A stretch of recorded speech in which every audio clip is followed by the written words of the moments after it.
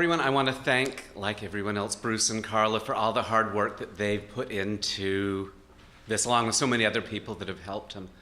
I first had access to digital tools in the early 80s, back when this was proprietary systems. The first one I had access to was called the AVA. It stood for Ampex Video Arts. It cost $250,000, and I think there were under a dozen in the world.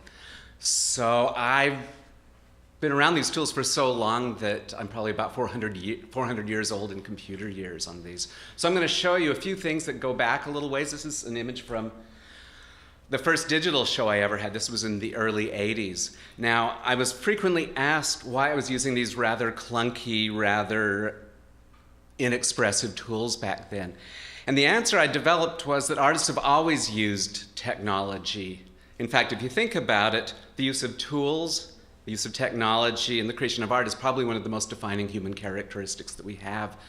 I kind of like the phrase that Danny Hillis said to define technology. He said technology, in fact, I'll say, Danny Hillis at one time invented the world's fastest computer. He said technology is the name of those tools, or that class of tools that don't quite work right yet, which I think anybody that's done much digital art has encountered that before. So this series appeared in a library. It was a place I could get art exhibited. This was a series of works of literature. Tried to choose some of the big texts and reproduced or essentially just reproduced the data. So this is the same data that would normally go into, say, a word processing document. This came from the Gutenberg project. Reproduces purely visual information. Now, I found it interesting that people have often thought that technology is objective and agnostic in how it responds to our world. This is an old photograph. Photographs have always fascinated me. This is one that I got from my grandmother. It became part of the first experiment. I asked her, who are these people? Are they relatives? She said, I don't know, must be. And so I kind of wondered at one point, could I take this into the digital world and simulate the entire photographic process? And so, being something of a closet scientist, I built this little test rig that had mirrors and lenses. And one of the things I knew about lenses was they had the ability to reverse an image. So to prove it and try it out, I built this. I ran it as a small experiment.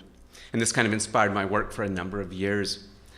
This is kind of going later into that series. All of my work had lenses and mirrors in it. In fact, part of the artist statement was I've taken the lens out of the image-making process and put it into the image itself.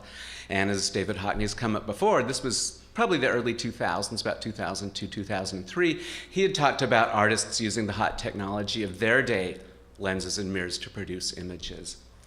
And so I tended to use a lot of images that were possibly inspired by that. So let me go back. We've seen Van Eyck earlier. I think that's pretty cool. At the back of that image is this convex mirror, which was the hot technology of these artists' day. Here's a Caravaggio in the upper right that uses one of those mirrors. There's a Parmigianino in the bottom left that uses one of those mirrors. In fact, he got himself a really great painting gig as a young man by painting a portrait of himself looking into one of these mirrors, and he painted it on a domed piece of wood.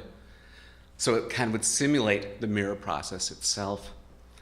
And so, being something of a scientist, I continued on this for a little while. This is a Dirk Bout's Northern Renaissance picture, A Last Supper. I'm just going to go into a detail. One of the things I was playing with, again, is another form of translation. Can I make old paintings take on the vocabulary of older photographs? Let me get up close to this. The bottom one's the original. The top one is what I did, trying to bring in, lack of color, depth of field, some of the things that we see in photographs to this day.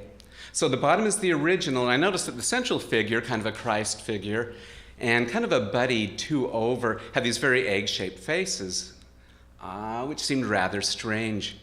So I kind of postulated maybe he looked at himself in one of those same kind of mirrors as a way to save modeling fees, used himself as the subject for these portraits. So the top image was essentially just taking the bottom image, using something as simple as Photoshop, going and doing a negative sphere eyes in it to try to counteract maybe some of that distortion. And it popped into a fairly realistic subject. It bounces off a few art historians I work with, none of which seem to take much interest in my hypothesis. I like taking apart, deconstructing, I guess is the fancy word I would use, older images. I was really fascinated by, let me hit kind of the original, which most of you recognize. The anamorphic skull in the bottom of this image, which always sort of baffled me. I don't think anybody has a good, solid reason why it's there. It's as though you went to a portrait studio to get a portrait, and some photographer sticks a skull distorted in the bottom, hoping you won't notice on this. So again, I usually take things out, recontextualize them. I'll go back to the original a little bit. So this has all been 3D modeled, constructed. And if you go closer, you'll notice things like the tablecloth is made out of the original painting over and over. I've taken the skull out, incorporated it both in the bottom of the tablecloth. The curtains in the back of the original painting fragmented. You can see little faces coming out. There's iPods, just to show you how old this image is, and devices from the future. These are the objects that cultured people would have known in their day. So I thought I'd better include something that cultured people of our day would have known. And then there's also two strange devices that I presume are devices from the future that we don't know, they don't know, but hopefully maybe in another 20 years we'll all recognize. And I think ultimately I'm keeping some of the same meaning of the original Holbein. The original is called Ambassador, so I imagine these figures as being ambassadors for our ultimate, fate, death that awaits us. I'm always interested in really talking about technology and seeing older technologies interact with newer technologies. This is from a similar time period. Some of you may remember that technology called the floppy disk. This is an interaction between the floppy disk and letterpress printing technology, going all the way back to, we'll say, Gutenberg, which inspired the title for it. This is a book about bookness, essentially.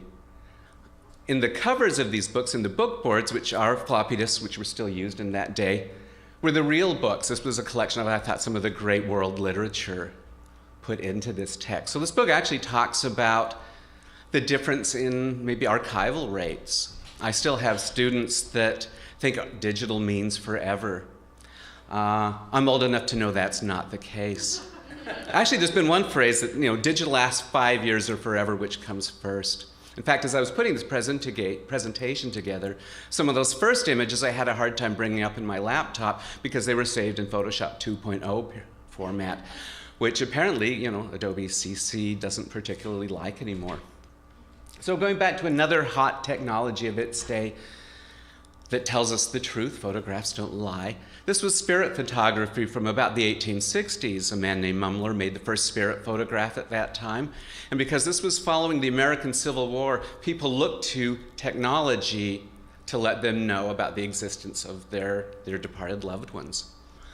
This was very controversial even in its day. There were show trials, P.T. Barnum testifying against Mumler in this trial. Other people, including notable well-respected people, lawyers and judges, swearing that these spirit photographs truly represented their departed loved ones. In fact, Mumler was acquitted in this trial, although his business was essentially ruined. But people were always trying to find some way to get around the unreliability of the human witness. So this technology relied a medium, a human person to raise ghosts of the dead. So I imagine people also looking for new technologies to allow them to basically document that there is life after death. So in this series, which was basically just completed in this past year, I have these inventors, the devices they made, the technologies they use, and these are all 3D modeled, these devices, and the dead that they were able to make manifest. So there's a number of technologies, everything from electricity to sound, in order to have some aspect of the dead to bring back. This was using wax cylinders, so it's a sound-based piece. And I have some of the physical examples of these I can show you later. I'm not sure what technology this was, but one of the things I really get a kick out of is sometimes seeing the fine details to see up close. So I assume that this was the figure's father, since they both have mustaches in this. And this is one of the last ones I'll show you in this series, which I think is kind of interesting because this truly may be a picture of the dead. It was not uncommon to have post-mortem photography. In fact, there were ads that said, as soon as your loved one dies, call the photographer even before the undertaker so you can have the most naturalistic, realistic portrait possible. I'm not sure if this is one or not, because it's pretty common to see supports and stands to help people stay still at this time. But this gentleman's legs don't really seem to be supporting his weight. And if you go closer in it, his eyes are going in opposite directions, and you may recognize this ghostly arm that's there. The thing that I think is cool is, the camera really does let us see the dead once again, not as, pictures of ghosts, but as documents of people that we've loved and cared about. It really is a pretty magic technology. Getting closer to some of my more, we'll say, Lumen work. This is a very early version of what I did. Arthur Danto, kind of a hero of mine, the late art historian and critic, said if you make any kind of object that doesn't seem practical or real or connected with any realistic part of the world, you're likely to assume that it's art, because what else could it be? So I found in the computer I could 3D generate shapes that had no resemblance to anything I'd ever seen. So when I would try to put them into a context, they would generally come to look like an object of sculpture. So I had to kind of play with it. I found if I made the landscape a little bit more abstract, that sort of helped.